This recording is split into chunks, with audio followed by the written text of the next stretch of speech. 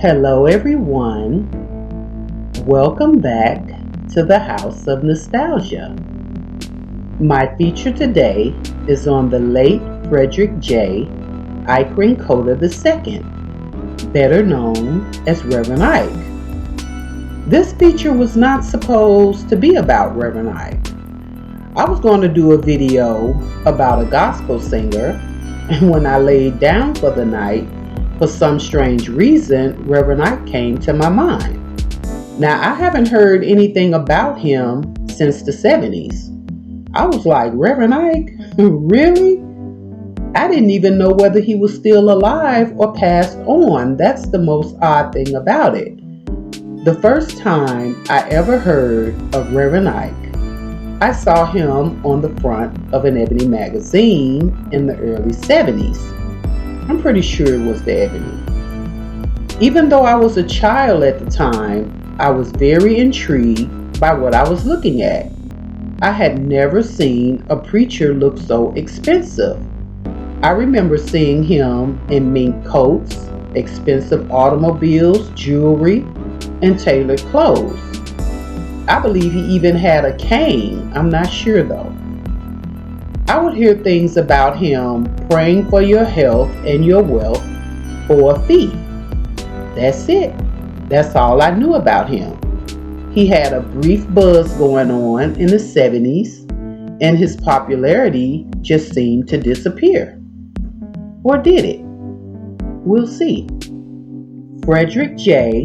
Eikerenkoetter II was born in Ridgeland, South Carolina, to parents from the Netherlands Antilles, and was of African and Dutch Indonesian descent.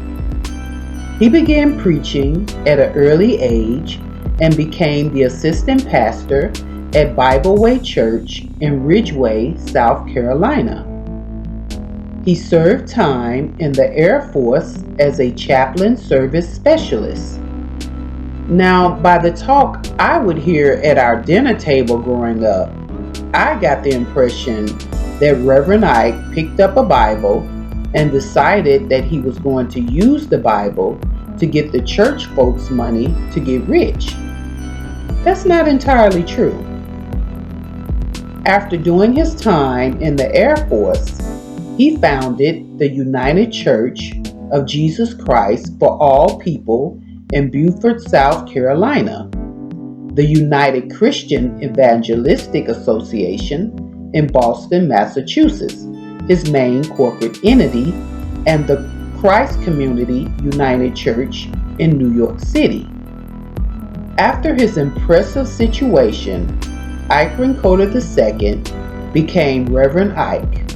His ministry began to rise, and it reached its peak in the mid-70s. The Reverend held weekly radio sermons that was broadcast to hundreds of stations across the United States. He was famous for his blessing plans. Radio listeners sent him money, and in return, he blessed them with prayer and prayer cloths. He said doing this would make radio listeners more prosperous. Of course, he was criticized for having such an overt interest in extreme wealth, but he also wanted his thousands of followers to have the same amount of wealth. That's what he said. Now, Reverend Ike was not the first, as I would call him, a prosperity preacher. You only have one first, but I would say he was the most successful at that time, providing a visual for people to see the wealth instead of just hear about it. He was able to reach television audiences before it was popular to do so. We've been hearing the word manifest around these YouTube streets for the last couple of weeks, and I guess it would be safe to say that he truly manifests his wealth. Ike made a guest appearance on Hank Williams Jr.'s song, Mind Your Own Business. It was a #1 country hit in December of 1986.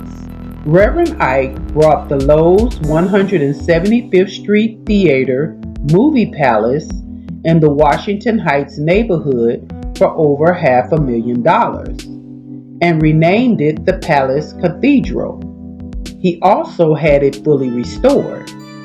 In 2016, the building was designated as a landmark by the New York City Landmark Commission. Reverend Ike was also the chancellor of the United Church Schools, including the Science of Living Institute and Seminary, the Business of Living Institute, which is home of Thinkonomics, and other educational projects. The Science of Living Institute and Seminary awarded him, his wife, and his son Doctor of Science of Living degrees. On July the 28th, 2009, Reverend Ike passed away in Los Angeles at the age of 74. He left behind a wife and a son. How do I feel about Reverend Ike? I'm going to give my opinion, and of course, I will always be respectful.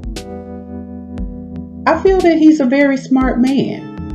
And out of all the articles that I read about him, one thing I was searching for was a member saying that they were kicked out because they wouldn't give him their money. And I didn't find that. I did read about critics claiming that he was taking advantage of poor people, and I would like to know how. We need to stop judging people's pockets on their income level. A lot of low-income people have six-figure bank accounts. They shop wisely, they cook instead of eating out, they choose to live within their means. For example, remember Osceola McCarthy? She donated $150,000 of her savings to provide scholarships at the University of Southern Mississippi. And all she did was wash and iron shirts for years. That was not all the money she had. That's just what she donated. Every low-income person is not asking for a handout.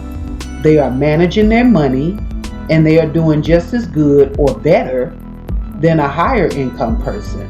And that's just the real truth. I know a lot of them. He was accused of fraud, tax evasion. The Postal Service investigated him, and it was absolutely nothing there. Nothing. Believe me, if it was, we already know where he would have ended up. His followers gave the church money because they believed in his ministry, and he did good with it.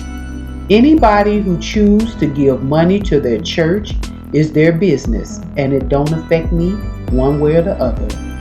I feel that he was guided to find a way to accomplish his mission, and all I could say is job well done. I would like to thank you all so much for watching my feature on Reverend Ike.